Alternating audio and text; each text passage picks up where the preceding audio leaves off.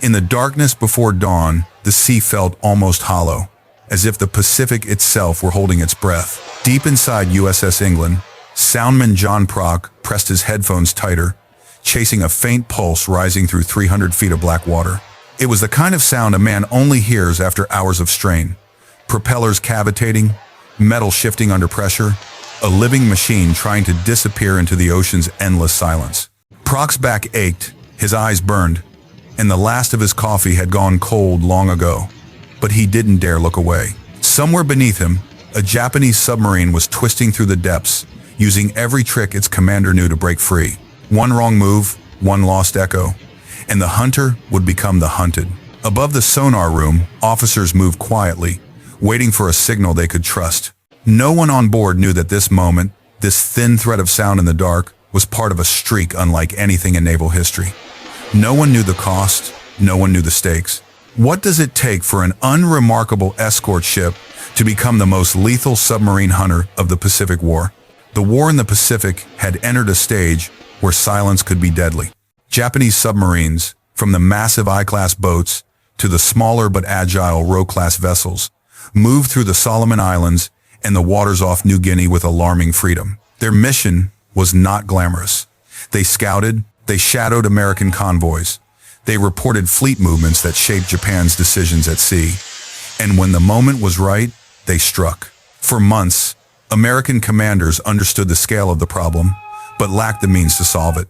Sonar could find a submarine, but it could not hold the contact through the final seconds of an attack. The blind spot, that vanishing act at 200 yards, turned every close-range run into a guess, and in war, guessing was a luxury no escort ship could afford. Depth charges detonated with thunder, but thunder meant very little when a submarine could slip away unseen. The early war kill rate told the truth more plainly than any report, 3%. Most attacks simply failed. Into this landscape stepped a weapon that promised to change the odds. The Hedgehog was not elegant, it was purposeful. 24 contact-fused projectiles hurled forward in a tight elliptical pattern, detonating only when they struck steel. No more guessing, no more waiting for the water to calm. Silence meant a miss, explosions meant a kill. The British had built it from bitter lessons in the Atlantic. The United States adopted it out of necessity. But only a handful of ships carried it in early 1944.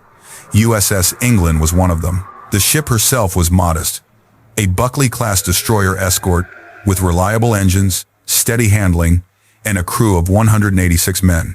What she lacked in size, she made up for in discipline. Lieutenant Commander Walton Pendleton commanded the ship, but he was the first to admit that his executive officer, Lieutenant John Williamson, possessed the sharper instinct for anti-submarine warfare. Pendleton trusted him completely. During combat, Williamson would take the con. Training off the California coast had forged the crew into a unit that moved with quiet precision. Williamson drilled them endlessly. Hedgehog attacks at dawn, sonar tracking in heavy seas, emergency maneuvers repeated until muscle memory replaced hesitation. Soundmen like John Prock and Roger Bernhard learned to recognize the faint signatures of underwater life. Cavitation, hull pops, ballast flooding. They learned to hear the difference between an echo and a presence. By early 1944, the crew felt ready. But readiness did not guarantee opportunity. Their first months in the Pacific were spent escorting convoys in uneventful stretches of ocean, carrying out a mission vital but unremarkable. The men watched the horizon and wondered whether all their training would ever be tested. The test arrived on the 18th of May, 1944. American codebreakers intercepted a message that changed everything. A Japanese submarine, I-16, was traveling to resupply garrisons near Bougainville. Its course and timing were laid bare. For the first time, USS England was being sent not to guard others, but to hunt. The hunt for I-16 began under a hard afternoon sun on the 19th of May, 1944. A patrol aircraft had spotted the submarine on the surface, and for the first time, USS England closed in not on a possibility, but on a certainty. Williamson reduced speed to steady the sonar picture. Prock tracked the contact, 8 knots, 150 feet down, steady, unaware. When the first Hedgehog salvo hit the water, the submarine reacted too late. A series of detonations rippled upward through the hull of the escort ship. 20 minutes later, oil and fragments surfaced. England had her first kill. It should have been an extraordinary moment. Instead, it became the opening act. 3 days later, in the pre-dawn darkness of May 22, radar aboard USS George caught another submarine on the surface. Row 106 tried to escape in a crash dive, pushing toward depths that strained her pressure hull.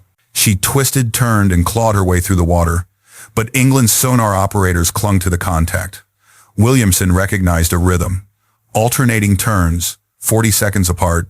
When he aimed the second salvo ahead of the expected maneuver, the ocean answered with a violent, unmistakable detonation. Row 106 never resurfaced, but the pattern of contact, evasion, and kill intensified with Row 104 on May 23. This submarine commander was experienced, deliberate, measured. For 2 hours, Raby and George made repeated attacks. Every one failed. The water churned with turbulence from depth charges and Hedgehog splashes. The submarine refused to be cornered. When England arrived, Williamson changed the geometry of the hunt. Instead of chasing the submarine's wake, he positioned the ship ahead of its projected course and waited. Row 104 emerged from the depths at the worst possible moment, driving straight into the elliptical pattern of 24 descending projectiles. The explosions came in a cluster, sharp and final. 3 submarines in as many days. Word spread like a current across the Pacific Fleet. But the most dangerous test had yet to come. Before dawn, on May 24, Proc detected another contact, Row 116. This commander, unlike the others, fought back with intent. The submarine fishtailed to break the sonar beam. It shifted depth in rapid bursts. It transmitted loud, interfering pulses to create a wall of false echoes. For the first time, the ocean seemed to fight on the enemy's side. Proc strained to separate truth from noise. Williamson made run after run, adjusting for the chaos, until a final salvo triggered a small cluster of explosions. Not the sharp thunder of a catastrophic kill, but the grinding collapse of a wounded hull flooding in the dark. Hours later, oil and fragments drifted to the surface. 4 submarines in 5 days. The sea had not seen anything like it, and yet the hunt was far from over. By May 26, the crew of USS England was running on exhaustion. Sleep came in stolen minutes. Muscles ached. Even the steady hum of the ship's engines felt heavier than usual. They were on their way to Manus for fuel and ammunition when the sea presented them with another test. Shortly before midnight, Raby detected a surface contact. Row 108. The groan that rolled through England's passageways was quiet but unmistakable. They had just enough Hedgehog rounds for one final shot. Row 108 dove before the destroyer escorts closed in. Raby lost contact. George searched the darkness in widening arcs. Then Proc, unshakable even through days of strain, called out a clean, unmistakable sonar return. Williamson maneuvered England into position for a single, unforgiving attack. At 2,323, 12 projectiles left the launcher.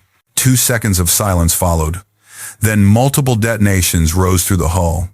Row 108 broke apart, and 53 men disappeared with her into the black water. 5 submarines in 8 days? It was a record that should have ended there. But war seldom respects limits.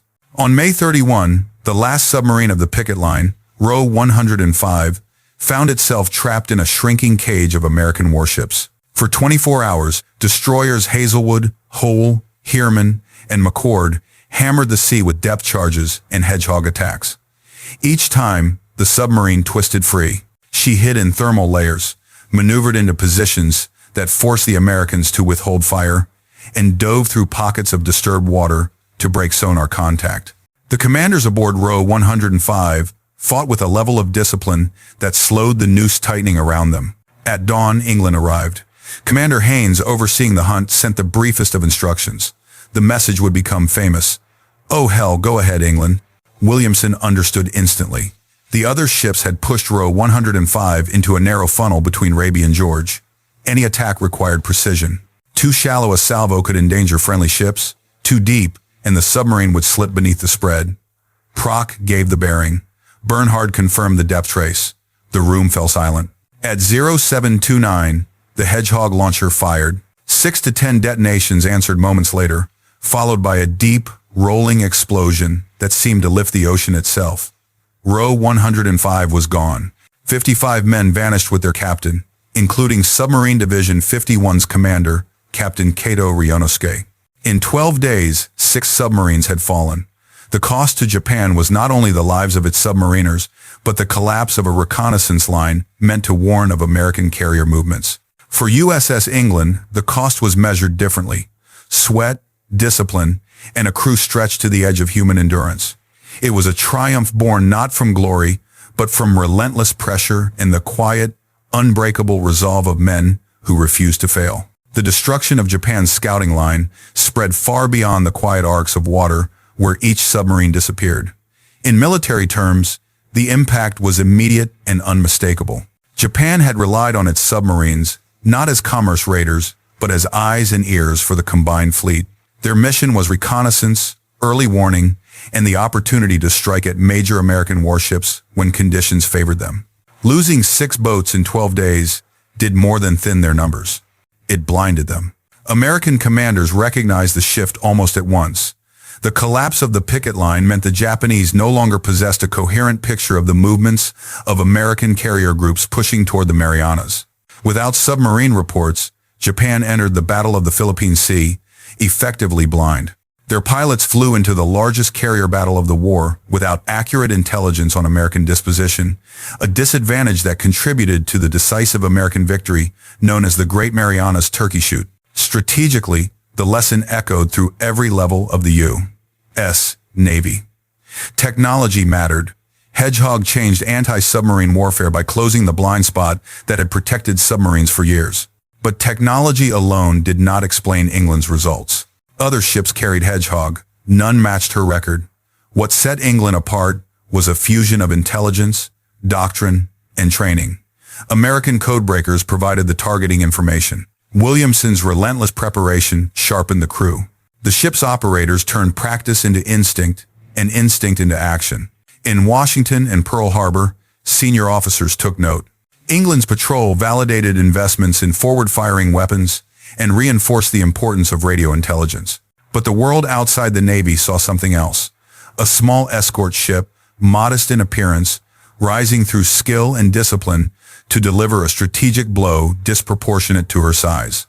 Even among America's allies, the effectiveness of combined technology and intelligence reinforced broader truths about modern naval warfare. For Japan, the psychological cost was severe. Submarine commanders who once maneuvered with confidence became cautious, spending long periods submerged at speeds too slow for effective reconnaissance. They knew that a new threat existed in the Pacific, even if they did not yet understand its nature. Fear of the unknown can be as crippling as the weapon itself. In the end, the events of May 1944 reshaped the undersea balance of the Pacific War, marking a turning point where American mastery of intelligence, technology, and seamanship converged into undeniable strategic advantage. When the last echoes of the May patrol faded, USS England returned to Manus not as a ship changed by victory, but as one marked by the quiet weight of what had been done. 6 submarines had vanished beneath the Pacific, each carrying crews whose stories ended in silence.